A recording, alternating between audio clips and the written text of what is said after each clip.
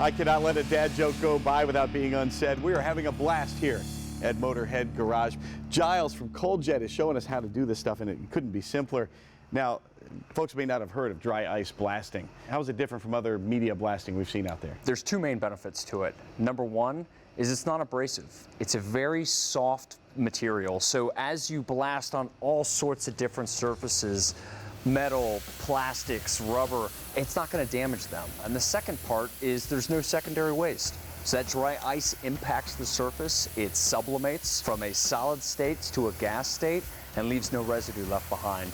Who's using dry ice blasting? Well, we supply a number of automotive suppliers. So everyone from plastics, composites, rubber, tires, foundries, textiles, and even those industries not associated with the automotive industry, like food processing, life sciences, aerospace, kind of spread about a mile wide and an inch deep in all sorts of different industries and applications. How does dry ice blasting actually work?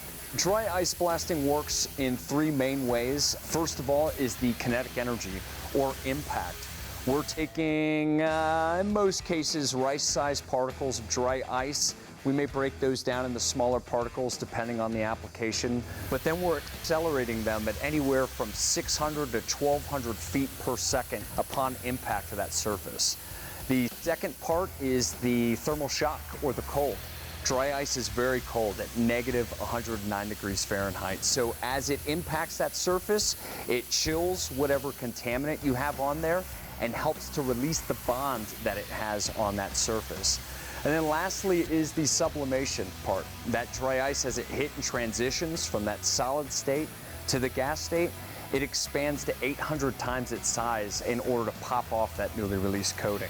So to kind of summarize that down a little bit, we use the acronym ICE, I for impact, C for cold, and E for expansion or sublimation.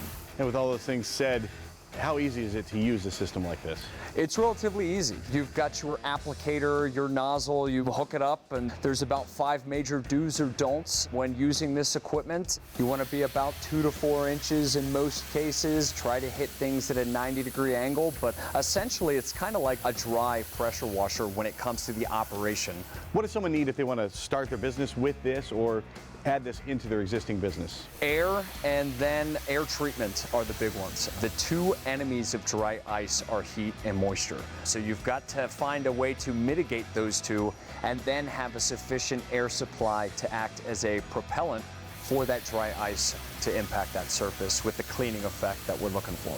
So we have a support kind of hub, if you will, called ColdJet Connect. And that is a number of different access to data, access to support, service agreements. I can even take my phone, scan the QR code on the side of this machine, and pull up analytics for things like machine utilization, estimates for dry ice consumption as well. So I have the data needed to make the decisions to best support my business going forward. You can reach out to any one of our reps that we have remotely placed all throughout the United States and beyond. Ladies and gentlemen are equipped with vans, trucks, trailers. They're able to come on site, do inspections of your equipment, safety audits, trainings.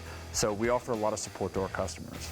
If you go to coldjet.com, you can learn how the system works and how you can get it yourself. And if you want to find out more about how someone uses this in their business, you can tune in next week for more from ColdJet.